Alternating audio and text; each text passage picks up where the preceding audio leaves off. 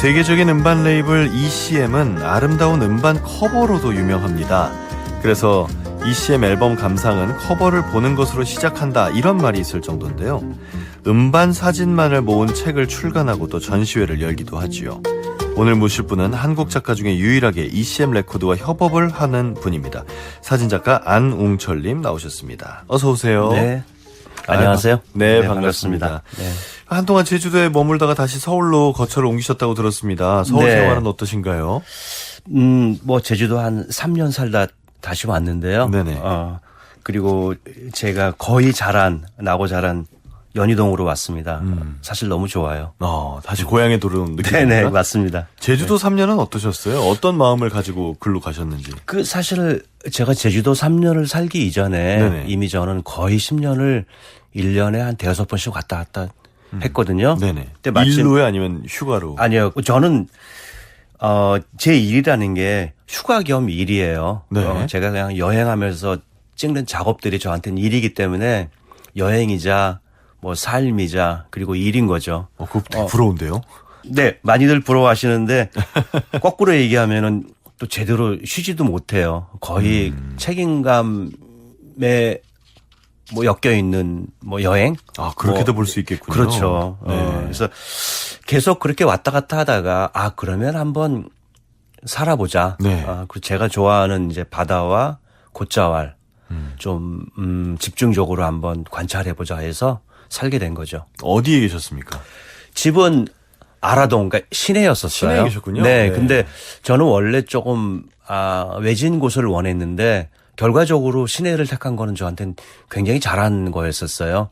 외진 거는 제가 찾아 들어가면 되는데 사는 것까지 외지면은 정말 어렵더라고요. 다행히 제가 살던 그 아라동 집은 한라산이 아무것도 안 가리고 툭 보이는 바로 그런 아주 멋진 장소였었어요. 그러네요. 그래서 아주 여러 번 왔다 가셨는데 정말로 극찬을 했던 뭐 그런 집이었죠. 그렇군요. 네, 저도 아깝습니다. 사진작가셔서 그런지 보이는 풍경에 대한 중요성이 굉장히 크시겠습니다. 아무래도 크죠. 그러니까요. 그러니까 풍경 그리고 빛, 네. 뭐 이런 거 아주 민감합니다.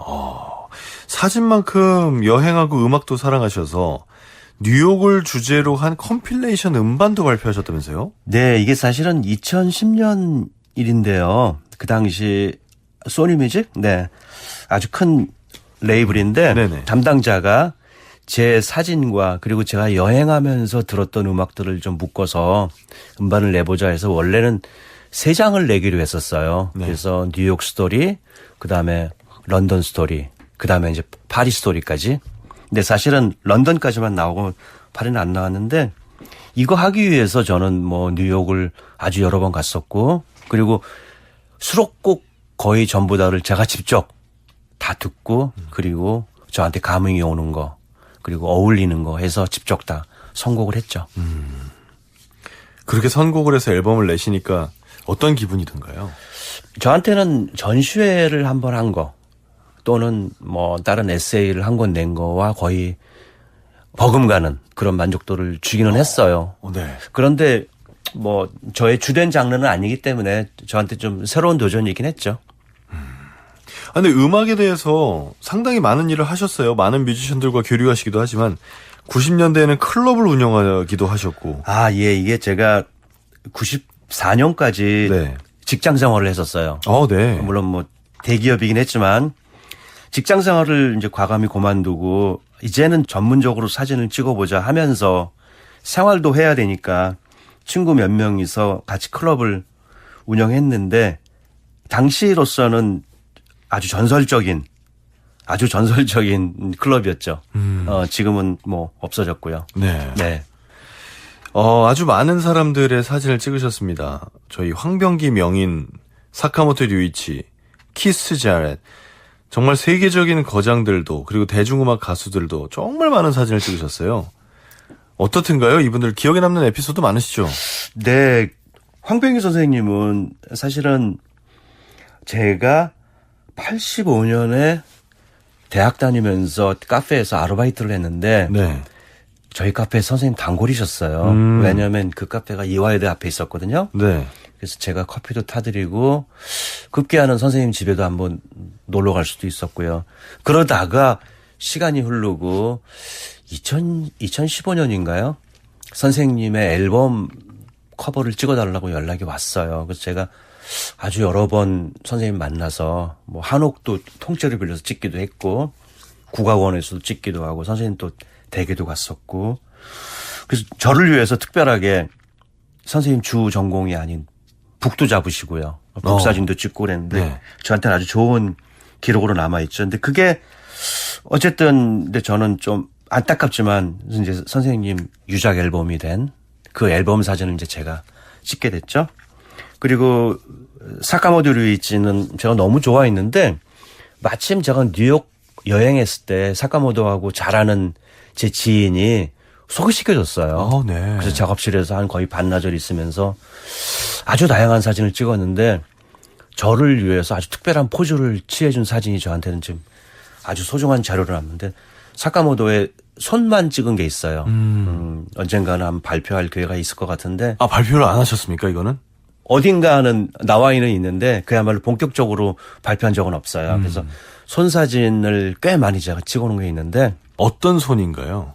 뭐 건반 위에 올라가 있는 아니에요. 손인가요? 이렇게 허공에 마치 춤을 추듯이 아, 그래요? 손동작을 이렇게 하고 있는 걸 제가 연속샷으로 찍어놓은 게 있어요. 오. 네, 아주 나중에 사카모토가 그 사진을 보고 자기 무슨 공연?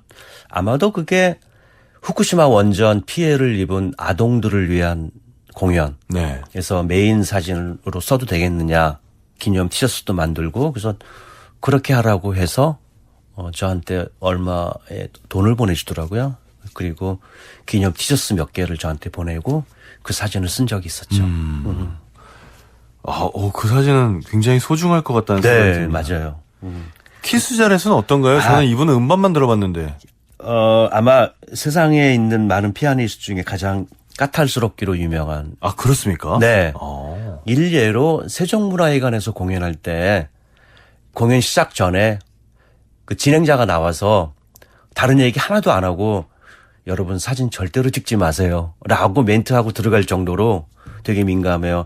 일본에서는 공연하다가 셔터 소리와 함께 피아노를 멈추고 그냥 무대 뒤로 들어가 버린 그런 사건도 있었대요.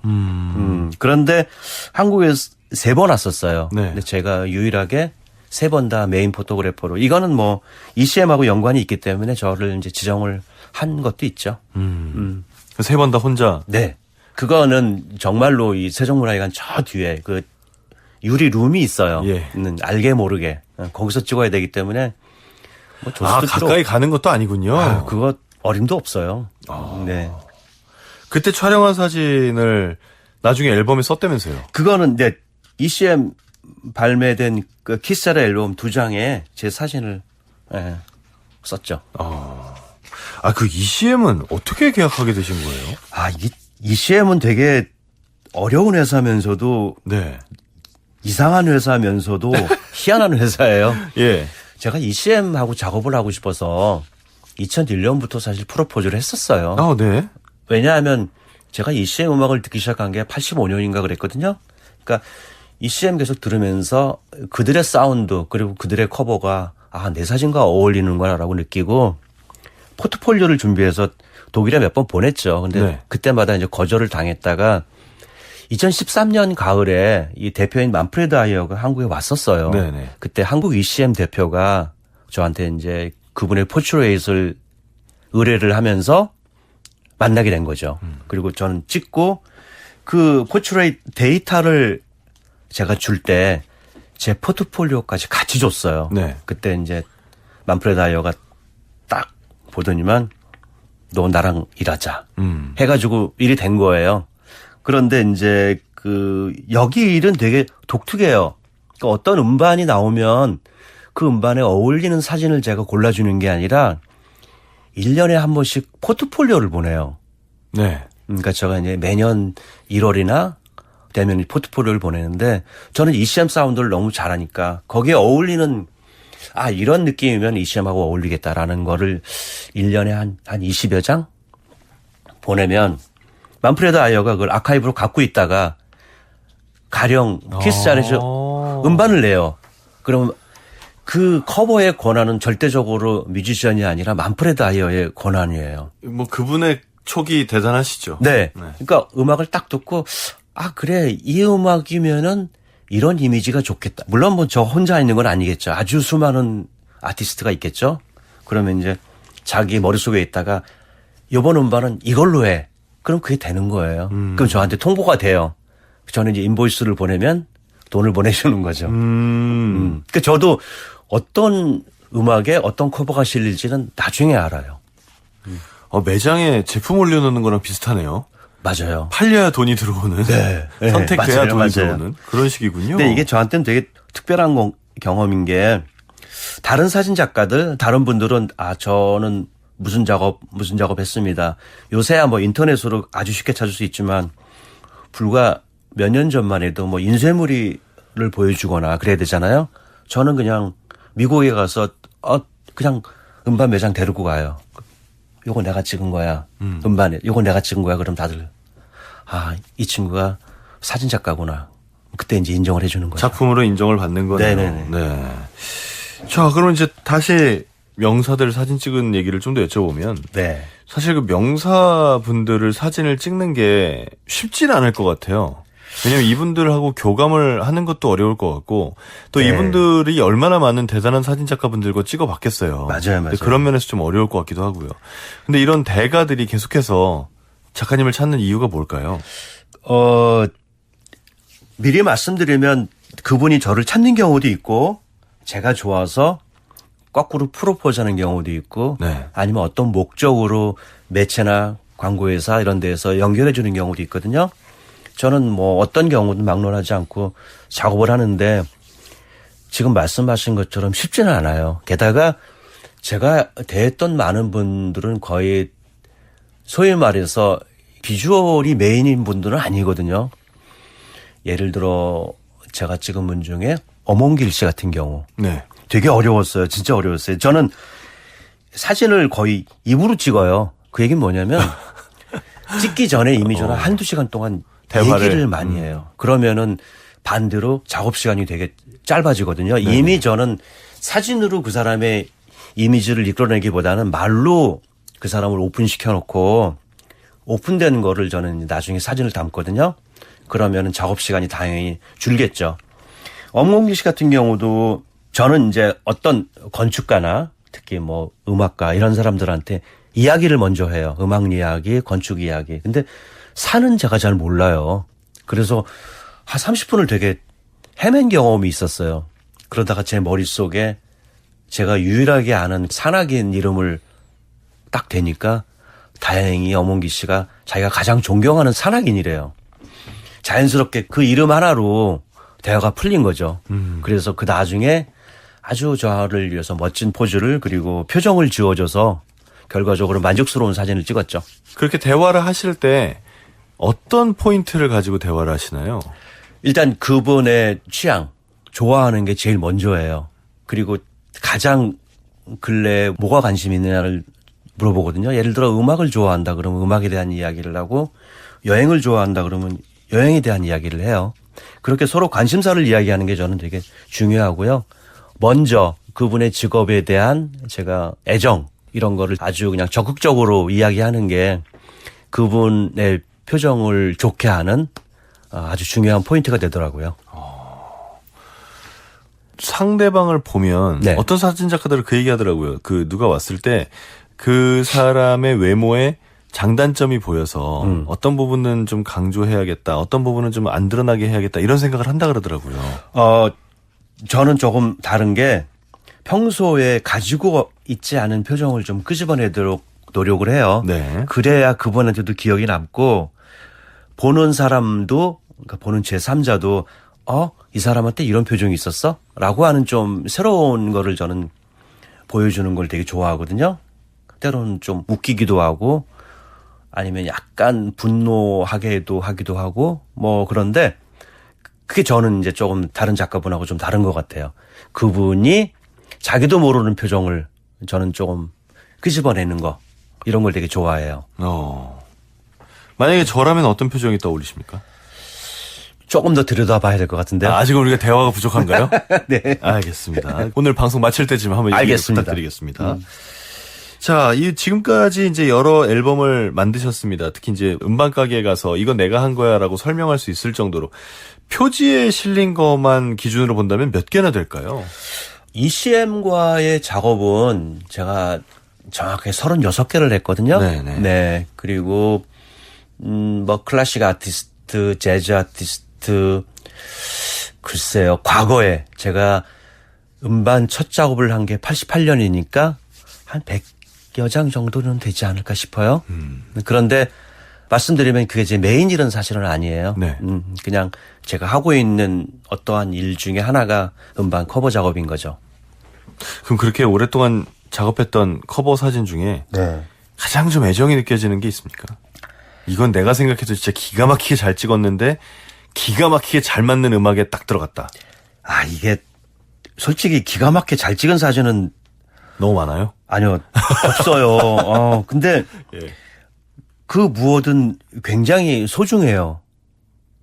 그 무엇은. 그럼요. 이루마 씨랑 했던 것도 그렇고 손여름 씨 커버 작업은 제가 여름 씨랑 촬영하기 위해서 약속을 4번을 했어요. 네. 그러니까 서로 안 맞아서 결국은 여름 씨가 저를 딱 만나면서 첫 마디가 그랬어요.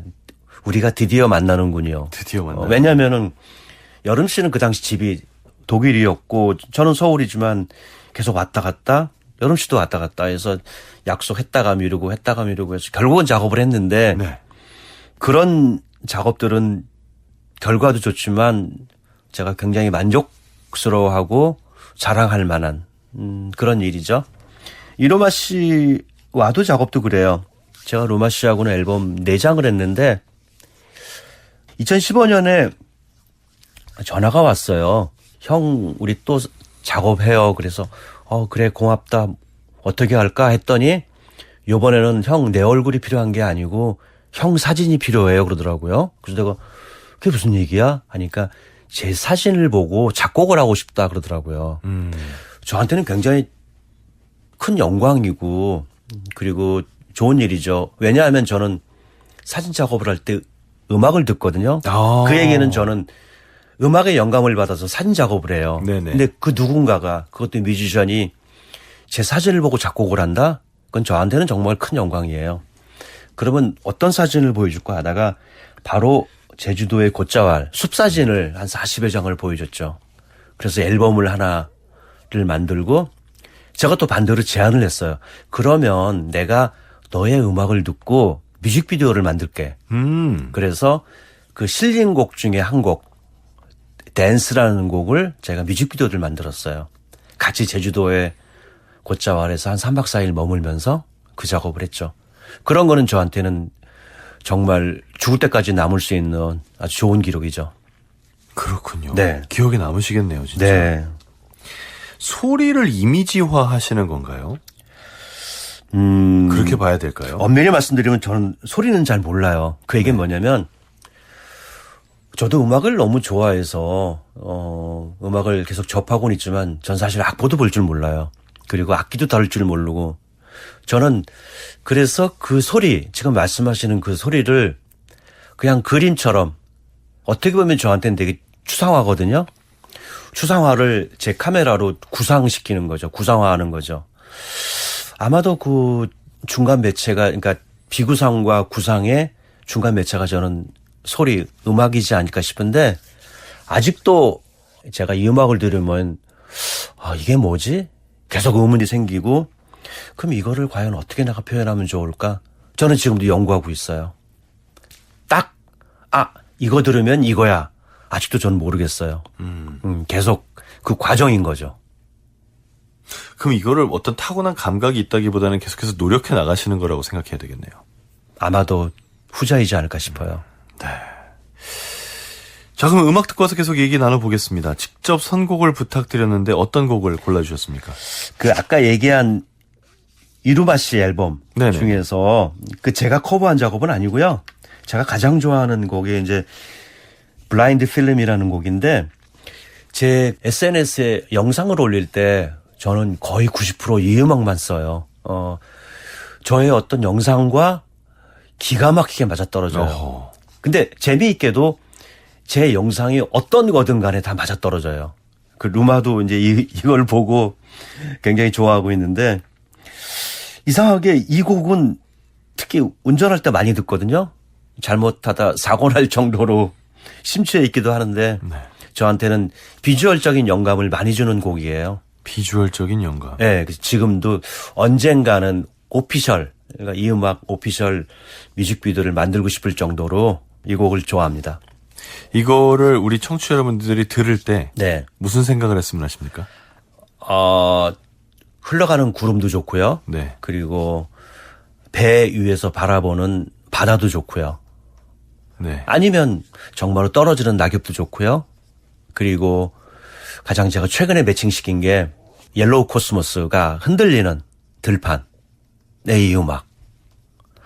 어떤 비주얼이든 저는 어울릴 것 같아요. 자, 여러분 이런 풍경을 상상하면서 한번 함께 들어보시죠. 블라인드 필름 이루마입니다. 블라인드 필름 이루마의 연주로 함께 감상하셨습니다. 자, 오늘은 사진작가 안웅철님과 함께 하고 있고요. 안웅철님께서 특별히 관계가 깊었던 이루마의 음악을 함께 들으셨습니다.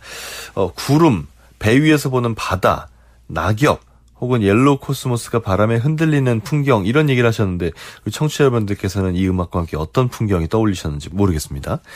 자, 앞서서 여러 풍경 또 인물 그거에 연관된 사진 이런 얘기를 쭉 했는데 그중에서도 원래 하늘과 물을 찍는 걸 좋아하신다면서요? 네, 언젠가부터인지 모르겠는데 저는 이제 사진을 찍고 매번 정리를 하거든요. 네네. 물 사진, 하늘 사진이 압도적으로 많더라고요. 그래서 내가 이걸 좋아하니까 많이 찍어야지가 아니라 내가 찍어놓은 걸 보니까 그게 많더라 이거군요. 네, 그러니까 그거는 제가 전시회를 여는 방법하고 똑같아요. 저는 전시회를 기획을 하고 사진을 찍진 않아요. 다양하게 찍어놓은 뒤에 그리고 그거를 어떤 주제를 제가 정하고 그리고 사진을 모아서 이거를 발표하는 게 저한테는 전시회고 그리고 에세이나 이런 거거든요. 네. 역시 물과 이 하늘 사진도 마찬가지인 것 같아요. 결국은 제가 몇 년 전에는 그 하늘만 모아서 네. 기억의 하늘이라는 전시회를 한번 한 적도 있었고요. 언젠가는 물 사진 가지고도 전시회를 하려고 하고 있습니다. 근데 아이러니하게도 저는 수영을 전혀 못해요. 그렇습니까? 네. 근데 물이 왜 좋으신 거예요? 물에서 노는 건 안 좋아하시는군요. 바라보는 거죠. 그냥 보는 게 좋으신 네. 거군요. 저는 한 물을 2시간 이상 보는 적도 있어요. 자, 그러면 제가 질문 드리겠습니다. 네. 바다, 강, 시냇물, 폭포, 호수, 분수 이 중에 뭡니까? 다 좋은데요. 네. 일단 분수는 아니고. 분수는 아니에요? 네, 인공적인 건 싫군요. 네, 오케이, 분수는 인공 아니고. 아웃. 네. 네. 그래서 아무래도 바다가 제일 좋아요. 제가 바다. 제주도에 내려간 그 이후에 적어도 한 3분의 1은 바다 때문이진 않을까 싶기도 한데 여러분도 아마도 그러실 거예요. 바닷물 풍경은 뭐 그게 아니야라고 하는데 아니죠. 아니에요. 네, 정말 그 미묘한 변화는 어떻게 말로 설명이 안 돼요. 제가 최근도 팔라우에서 바다 사진을 찍었는데 영상으로 한 2분 이상 롱테이크로 찍은 게 있거든요. 정말로 아름다워요. 네. 그리고 말로 표현이 안 돼요. 그래서 조만간에 전시회할 때 그 영상도 같이 하려고 좀 그러고 있어요. 그러니까 바다나 뭐 강이나 이런 물들은 저도 좋아하고 맨날 네. 한강 가서 앉아 있고 네. 그렇잖아요. 근데 이걸 사진으로 찍어서 작품으로 남긴다 그러면 뭘 봐야 돼요? 그게 바로 다른 분이 저한테 던지는 질문 중에 하나이기도 해요. 그리고 어떤 분이 제 사진을 보고 그러더라고요. 야, 네 사진은 단색화 같아. 그게 그냥 거의 하나의 컬러로 이루어진 바다. 그리고 누구는 사진을 찍을 때 다양한 모습을 넣기를 원하거든요. 예를 들어 바다면은 뭐 배도 하나 있어야 되고 그 옆에 등대도 보이고 날아가는 갈매기도 있어야 되는데 네. 저는 그냥 바다예요. 근데 찬찬히 보면 이 바다의 모습도 다르고 사방의 풍경도 다르기 때문에 보는 맛은 있어요. 근데 어떤 분은 그냥 스쳐가요. 야, 이거 좀 자세히 안 봐. 그러면 이거 뭐 그냥 바다 아니야? 그러는데 거기에도 난 다 봤어. 네. 그런데 가만히 보면은 그래. 좌우가 다르고 위아래가 다르구나. 다른 말을 하고 있구나. 다른 흐름이 있구나라는 거를 나중에 깨우치더라고요. 그 흐름 얘기하셔서 네. 평소에도 그 물 사진 찍을 때 물의 흐름을 유심히 본다라고 하셨는데 네. 그 흐름을 뭘 봐야 되는 거예요? 저는 물뿐만 아니라 제가 자연을 찍을 때 네. 바쁘게 찍지 않아요. 그거는 자연뿐만 아니라 사람도 마찬가지예요. 제가 사람을 찍기 전에 한두 시간을 이야기하는 이유가 바로 그런 거거든요. 네. 찍기 전에 이미 대상을 파악하기 위해서 물도 역시 마찬가지예요. 앉아가지고 찬찬히 들여다보면은 얘가 어느 방향으로 흐르는구나. 그리고 바람의 방향이 어디고 온도가 어떻고라는 게 거의 직감적으로 느껴지거든요. 그러면 물의 흐름이 보여요. 그러면 이렇게 다양한 변화하는 모습이 보이거든요. 그런 걸 계속 관찰하고 그러다 보면은 이럴 때 찍으면 이쁘겠구나. 뭐 이런 모습을 딱 저한테 보여주죠. 중요한 거는 나중에 셀렉하는 게 더 중요해요. 그쵸. 그렇게 찍어놓은 몇십 장 혹은 몇백 장 중에서 거의 한 두세 장?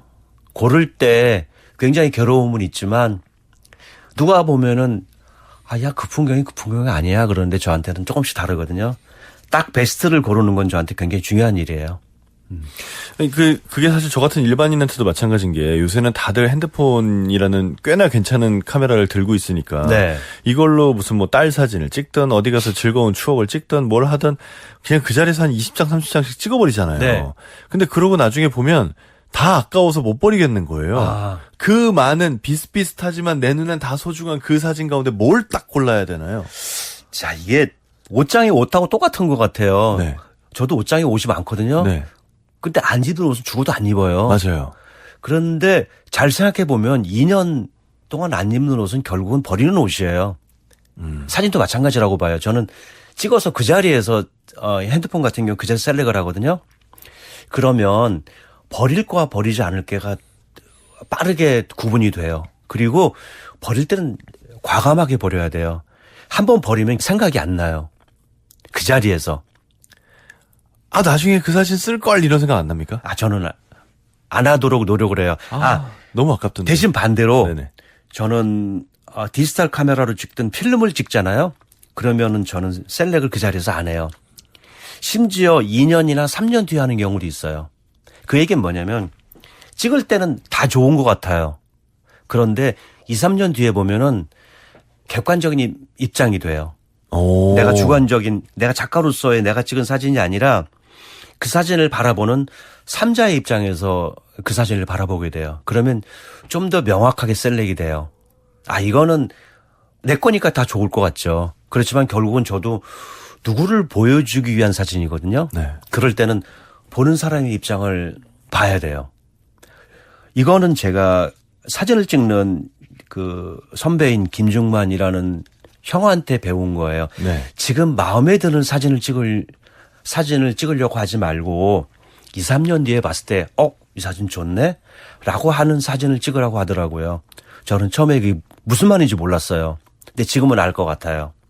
2, 3년 뒤에 찍으면은 과거에 내가 이렇게 마음이 앞섰던 게 그게 아니라 조금 더 이렇게 조금 제3자 입장에서 멀리서 바라보는 과연 이게 프린트가 돼서 액자에 둘러싸져서 어느 벽에 걸렸을 때 어떤 모습일 거야 라고 하는 거를 지금은 조금씩 터득을 하고 있죠. 그렇군요.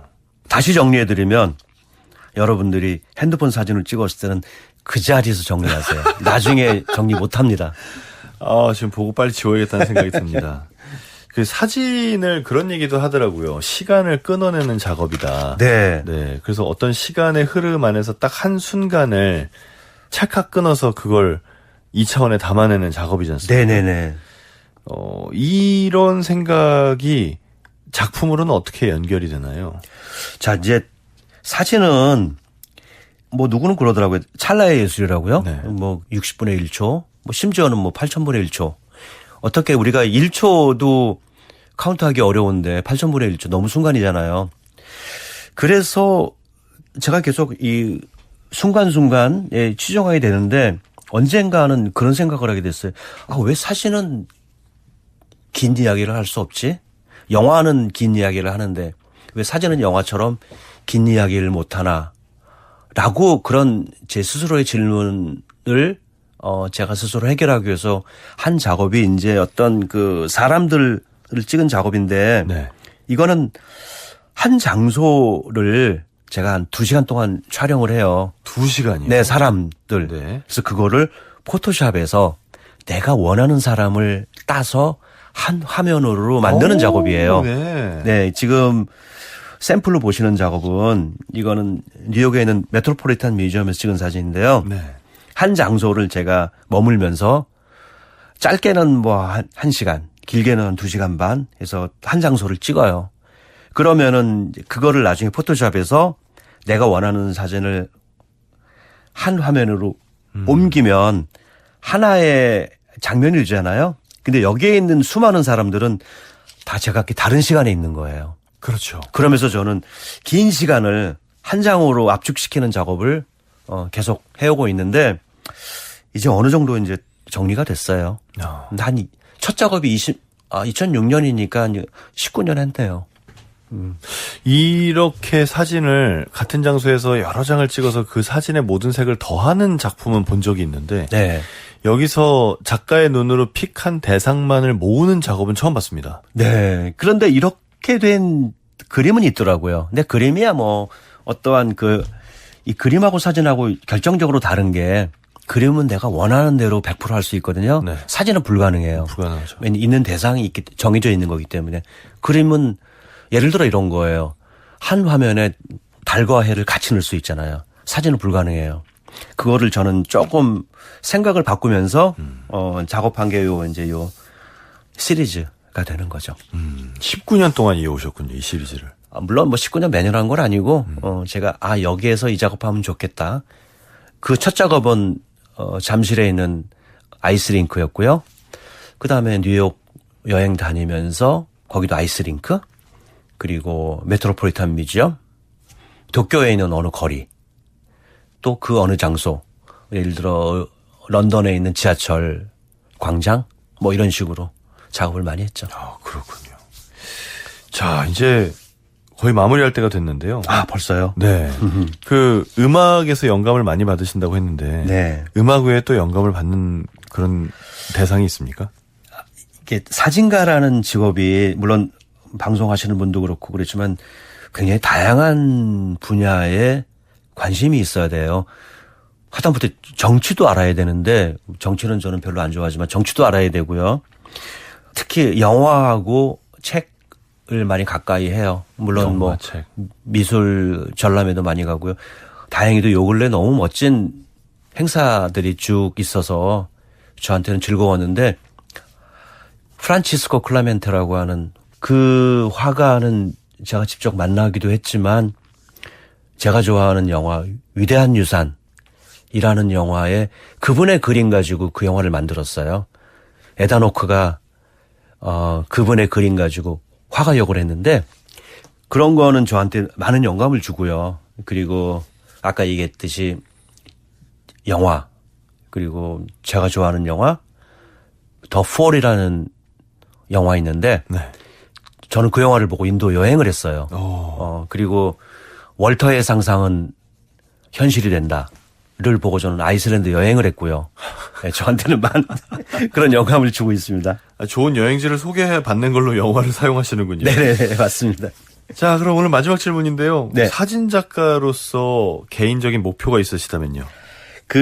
아까 언뜻 얘기한 것 같은데 ECM 앨범 커버를 모은 책을 지금 준비를 하고 있어요. 네. 근데 요거는 조금 풀어야 할 몇 가지 숙제가 있기 때문에 국내에 굉장히 명망 있는 출판사에서 너무 하고 싶어 해서 네네. 그거를 지금 준비를 하고 있고요. 그리고 12월부터는 또 개인전을 하나 브랜드에 얽혀 있는 건데 라이카라는 카메라에서 제가 라이카를 쓰고 있는데 라이카 갤러리에서 전시회를 지금 준비를 하고 있어요. 단 장소가 픽스가 안 된 게 국내 라이카 갤러리가 되게 많아요. 네네. 왜냐하면 매장마다 갤러리를 갖고 있기 때문에 아, 네네. 적어도 한 4군데 정도에서는 할 수 있을 것 같습니다. 그걸 준비하고 있고 또 제주도 가서 가을 사진 찍을 거고요. 그리고 가까운 해외 몇 군데 여행이 잡혀 있고요. 그리고 남들이 안 가본 데를 좀 더 가고 싶고요. 남들이 느끼지 못한 감각 뭐 이런 걸 좀 느끼고 싶고요. 그게 앞으로 목표이자 제 삶의 방향이고요. 어쩌면 제가 작가로서 해야 할 숙제인 것 같아요. 그 나머지 숙제라고 느끼시는 그 부분들을 네. 잘 이루시기를 네. 기원하겠습니다. 해내야죠. 네. 자, 오늘 사진작가 안웅철님과 함께한 시간이었습니다. 오늘 귀한 시간 내주셔서 감사합니다. 네, 고맙습니다.